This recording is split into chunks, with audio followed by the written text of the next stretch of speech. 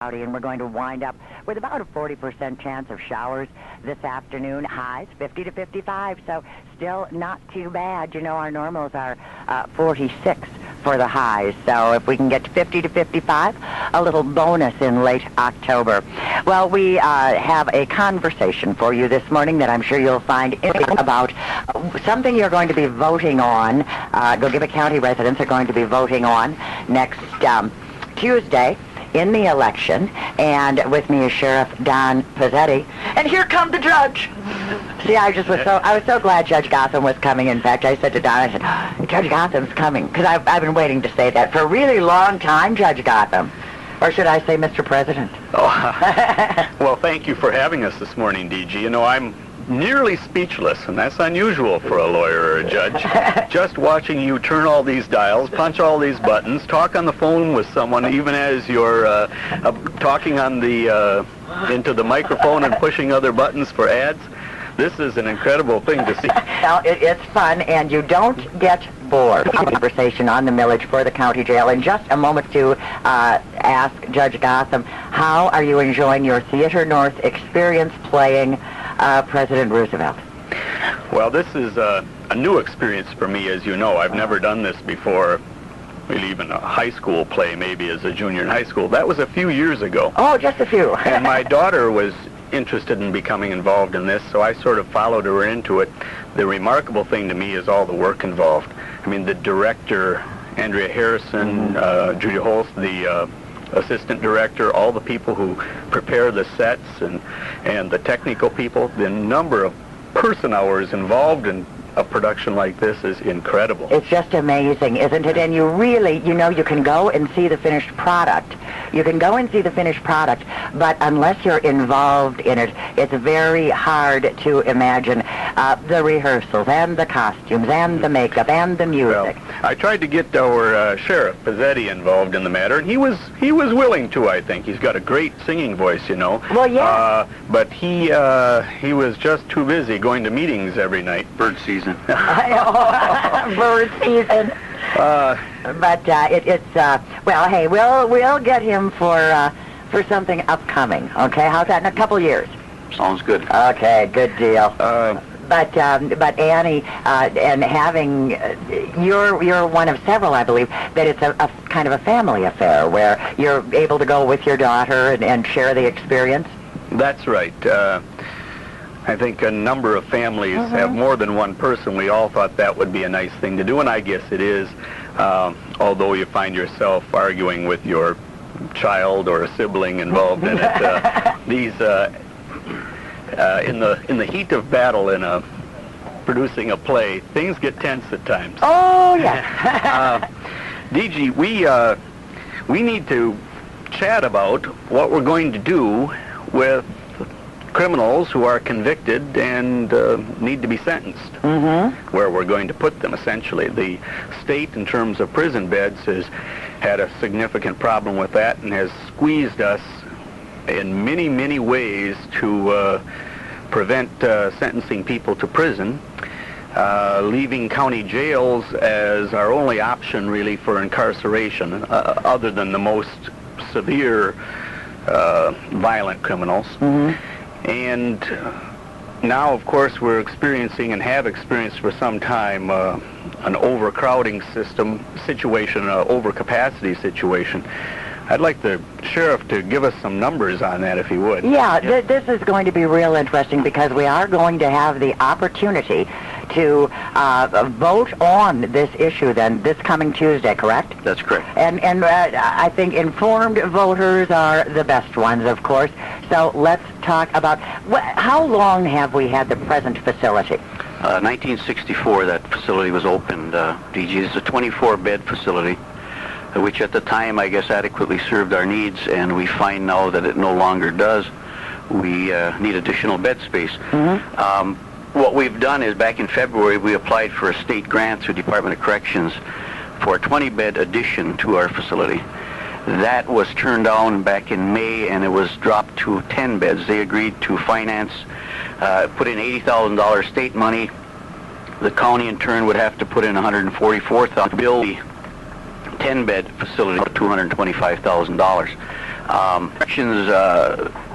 Construction is very costly. It averages around $178 a square foot. Plywood, that's why the cost. I want it to be clear that the millage issue is totally separate from the brick and mortar. In other words, the county has agreed, our county board has agreed to facilitate the money for the actual expansion. Okay, this is for the 10 beds 10 now. beds at this time, yes. The millage, which is a half a mil, will raise $140,000 per year for a total of 4 years. That money will not be collected until the first time will be in December of '99. That money is going to be strictly for staffing, for medical needs, for heat and water and lights, some equipment that will be needed in addition to what we have now. So I want that to be clear, that the millage issue is strictly an operational millage. It is not for the actual construction. Okay, now, Sheriff Pezzetti, we will have a 10-bed addition to the jail. Yes. To the county jail. That's if the millage passes. Okay, you mean, okay, wait now. Now I'm getting confused. Okay. Let's go back to square one. Okay. Okay. The millage is for everything else you need, but start over. Okay. You lost me. Okay, the state is going to contribute $80,000 on a grant. Okay. The county of Gogebic then has to put in $145,000 for the actual construction. Okay?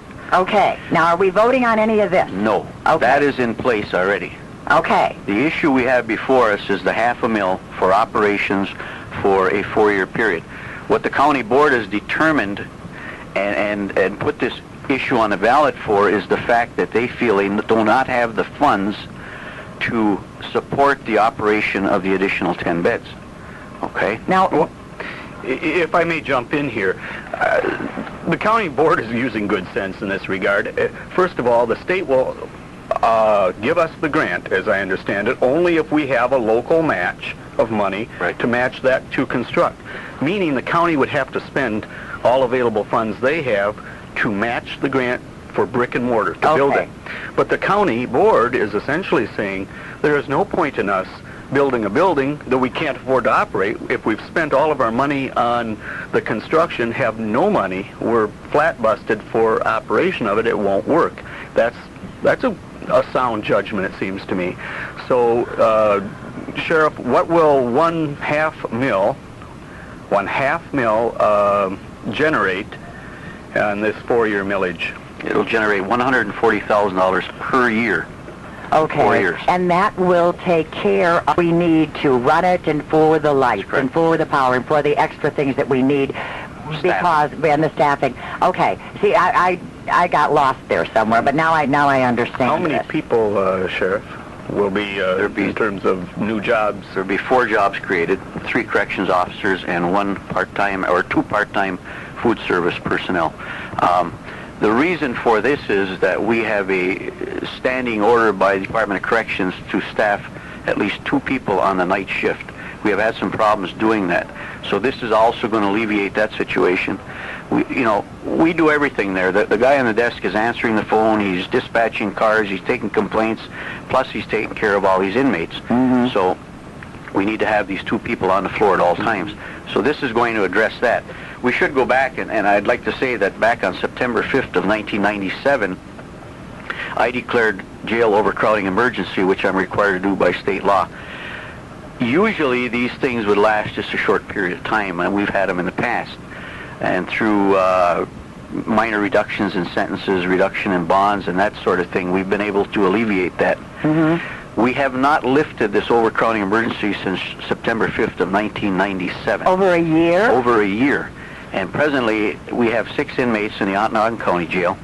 We are up to capacity at the Gogebic County Jail. So, we've basically run out of some options that were available to it. And I've heard the argument, well, why don't we Ontonagon or wherever? We're going to hit a point where they're no longer going to accept them. Mm-hmm. When they get to capacity, or Crystal Falls, Iron County, we're going to be put in that position. Manageability is my job as sheriff. You cannot manage a 24-bed facility with 100 inmates. That's not manageable. Mm-hmm. So this is one of our concerns, and we're trying to address that. We got in on the grant, at least we're going to have some help.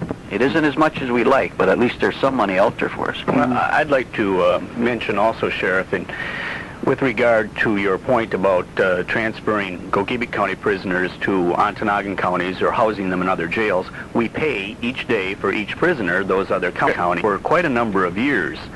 And the county board ultimately persuaded the public of what was abundantly clear, that they were losing money substantially by doing this. It's bad business, bad economics for a county to pay some other county to house its prisoners. It doesn't work in the long run, and it's just like an emergency stopgap thing. But we've been doing it for months and have the prospect of doing it for months more. Well, that was going to be my question, because there has to be a charge. Like you say, they're not going to say, well, you're our neighbor, we'll take them for free. There's a cost involved with that, and I don't mean to say but it's a little bit like throwing money down the drain. I mean, they have to be housed, but this is not any kind of a permanent solution at all. Well, one of the other problems we face, DG, is that we have a large number of unsentenced inmates, as most jails do, that are untried, unsentenced. We do not send these individuals to other county jails, because that every time they're required to be in court, we would have to pick them up, bring them back to Gogebic County. The overtime and transportation would be astronomical. And another matter I'd like to address is the Ojibwe expansion program that's coming up. As you're aware, they're going to be nearly doubling their inmate capacity out there, up to 1,000. Right. In the past, over the years, we've housed their individuals who they have problems with, okay, and the state pays us. If an or is issued a ticket for something or needs to be transferred to another facility, we were used in that capacity. For the past year, we've not been able to help them in that. They've had to run inmates as far as Marquette, Munising. Anybody who had a county jail that had a bed, they would have to take those people out. Now we're looking at doubling their inmate population, which is going to, relatively double some of the problems they're going to have. We're not, again, going to be able to put ourselves in any position to help them, even if, in fact, we stay at our local overcrowding situation. I'm not saying 10 beds is what we want, but that's what's available to us. Okay, and it's one of it's better than nothing, and it's a step in the right direction. Yes. And we've got 8:45. It's 15 minutes before 9. We're visiting with Sheriff Don Pezzetti and Judge Roy Gotham.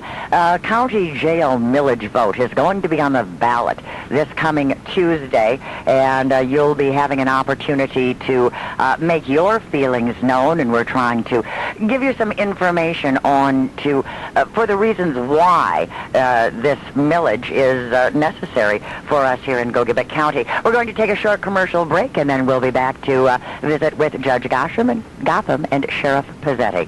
The Iron County Health Department is here for you in the Gateway Professional Center on Copper Street in Hurley, offering quality health care and much more, including reproductive health services for Iron County and Gogebic County residents, of which include routine gynecologic exams, pregnancy testing, comprehensive family planning, and contraceptive supplies.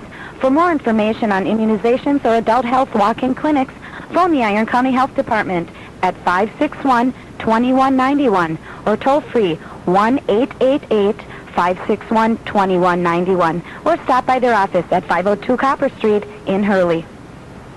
Would you like to smile and laugh a lot? Well, Annie's back at Theater North, October 22nd through November 2nd. Tickets are at Theater North and the Wilderness. See you there. All right, we have 14 minutes before 9 now. Sheriff Pezzetti and Judge Gotham talking to us about the millage proposal that is going to be on the ballot on November 3rd. Now, Sheriff, you had something that you wanted to bring up. Let's just keep going here before the time goes. Part of the grant was that we form a jail expansion committee and address the problems of bed usage at the jail. And we do have a committee online which encompasses the district court, the county administrator's office, all three judges, our prosecutor, Judy Hickman, who is the parole agent for the circuit court. We have two boards of commissioners on there.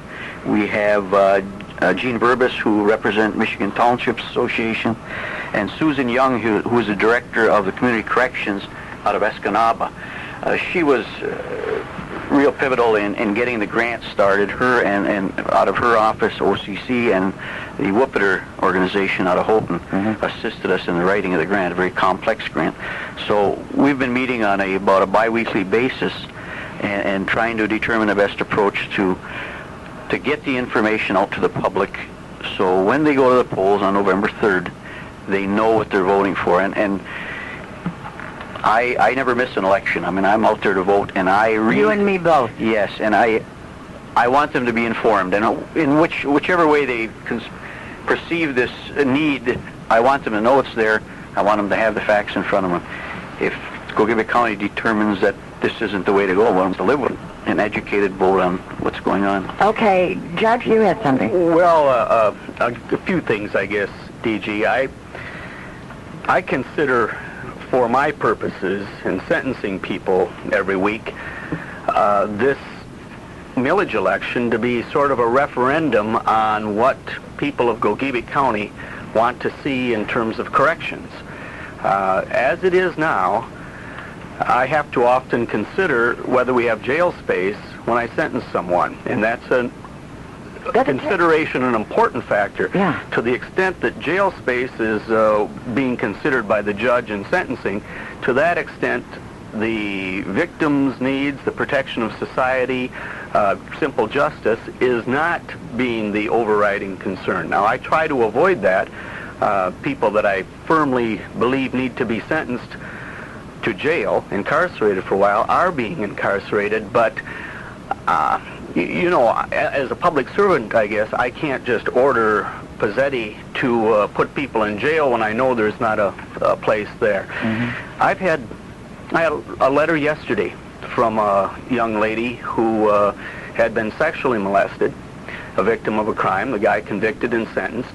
She was very, very concerned, maybe outraged is a better point, when that guy got out of jail a month earlier than she expected he would, based upon the sentence that I imposed in court. I had another victim of a series of property crimes, write to me recently saying, the real losers are the young generation, 15 to 21-year-olds, who commit crimes against society expecting to get little or no punishment. What is stealing $1,000 in relation to having nothing, or ever believing you can earn enough honestly to have your own business or property? End quote. As it is now, I have found it necessary, when the sheriff said these jail overcrowding emergencies, after sentencing somebody to, say, 6 months, I found it necessary toward the end of that sentence to reduce the sentence, because the sheriff advises that we have a jail overcrowding emergency, and under state law we've got to get some people out of there. I found it necessary at times to sentence somebody in the courtroom, say 6 or 10 months in jail, and then invite them to come back another day, essentially telling them our hotel is filled. Could you come back and get a reservation to serve that sentence? Now, to me, that's really absurd. That isn't truth in sentencing. It's not swift punishment, and it is a reality created by the lack of available bed space in jail. Well, I've got to ask Sheriff Pezzetti, as a law enforcement official much of your life, this situation, I can see where both of you can become very frustrated. It's like trying to do a job without truly the proper tools, because part of the job is the consequence of the actions of the people that you are dealing with. Right. My agency serves 8 different law enforcement agencies in the county. So, and they cooperate, and the courts have been totally cooperative on this too. An example would be that when we're overcrowded, say a minor shoplifting incident, or somebody may be driving on a revoked license, rather than being incarcerated, which they could be, are issued an appearance ticket and told to appear in court. And that's what I call cooperation between the law enforcement agency, because they know our situation. And this, Gogebic County is not unique. We have 83 counties in the state of Michigan, and I suspect if we went out there today and checked the numbers, you'd find that probably half of them or more are in the exact same situation we are. You know, we keep reading about crime going down, and that I think we have better police on the street today than we ever had, and I think they're doing a good job, and the numbers at the jail show that. I mean, we have pretty big closure rate for property crimes and everything else. So these people are being brought to jail. The problem is we need this additional space. You know, the cost is also, and that's going to be brought out. And according to at least the figures that I was given, if you have a house at an SCV of $15,000, this millage would cost you about $7.50 per year for your home. Okay, And so we're not really, at a half a mil, we're not talking something that's way out of the ballpark. I don't feel so, and I mean, this is that decision that the public has to make, is this important enough for me to say yes? I mean, do I feel that law enforcement needs this tool, which is the jail? As a resident of Gogebic County, Right. if somebody has committed a crime, I feel, just as a resident, that we certainly, it's something, I mean, just this is a personal thing, I don't know what I'm supposed to say, but I mean, this is something we really need. Well, DG, as I indicated, you know, in terms of sentencing people, I think county jails now are considered for pretrial cases where you hold somebody who can't make bond, who needs to be on a higher bond because they're dangerous. And after sentencing, it's primarily for property offenders, often repeat property offenders, drug cases and the like, people who really can't be sent to prison because the prisons won't take them. They'll shuck them back out to the moment they get there. And as I said, I consider this something of a referendum in Gogebic County on what we want to do with these kinds of people. We have lots of other tools today, not beyond jail, besides jail. I mean, we can put them on Community Corrections Work Program, which is a wonderful program. We can put them on electronic monitoring called Tether. Thanks to modern technology, we can essentially jail people in their homes on Tether and the like. All kinds of additional probationary techniques we can use for probationers. But none of these things work unless we have the realistic threat of jail for misbehaving, for violating their tether or violating their probation. Even minor violations of probation, which are very frequent, it often helps to tell the guy and show the guy that you mean business by, you're going to jail for the weekend because you haven't been reporting, or you're going off the deep end, or whatever the case may be in that regard. And if we don't have the realistic threat of jail because there are no jail cells available, then all these other nice programs kind of fail as well. Well, and then the mentality becomes, I can get by with this. Doesn't it? Right. Then the mentality would have to change. I've got to ask Sheriff Pezzetti, why, okay, we're doing a better job of crime. Crime is down. Why is our jail fuller now? Is that a hard question? That is a difficult question. I guess the agencies that I mentioned we serve are all doing a better job, I think. The police agencies. Closure of crime cases have been a basis than we have in the past. We have a lot of people that are failing to pay their fine and costs in court once they are convicted. We're getting a lot of those people. Those are the type of people that I've been shipping out to Ontonagon. Let's say that they neglected to pay their fine on drunk driving, and they're sentenced to jail for it. And those are the type of inmates we're shipping out. We're keeping the worst of the worst here. Yeah, there's another factor, I think. Several years ago, they closed Newberry Regional State Hospital, a mental health facility, and a number of other mental health facilities have reduced their bed space.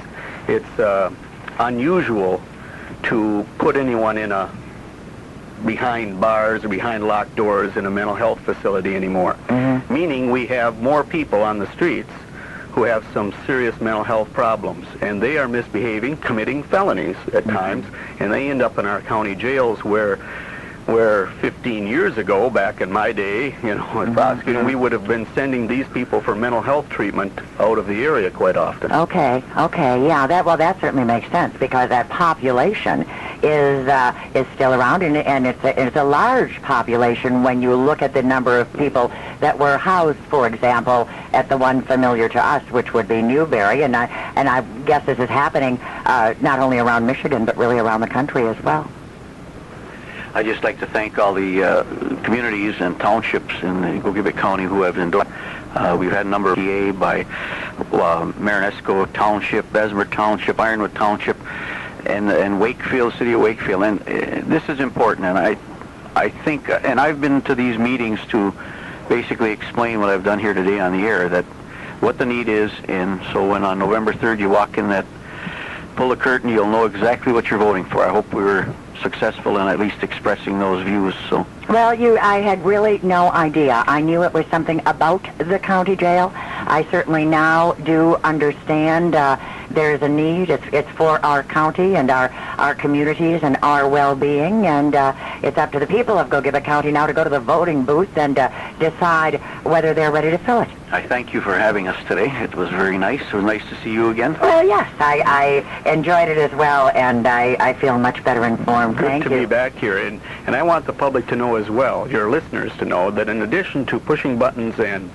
turning dials and talking to us and on the telephone and everything else, you find time to doodle during all of this. See, he watches you, doesn't he? You need a fly swatter. I know. I've got one here that's after We me. have a new friend. Yes. Thank you so much. Thank you, DJ. Thank you. Appreciate the information from Judge Roy Gotham and from Sheriff Donald Pezzetti.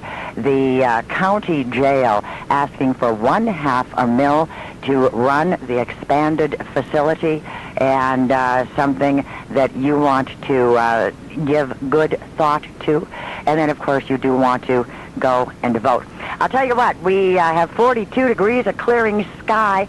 I've got a couple of things we're going to do next hour that are a little bit off the beaten path, and one of them will be, it's a birthday anniversary showtime, as you know. We're going to end that 5 minutes early so I can bring you a review of Driving Miss Daisy that was done by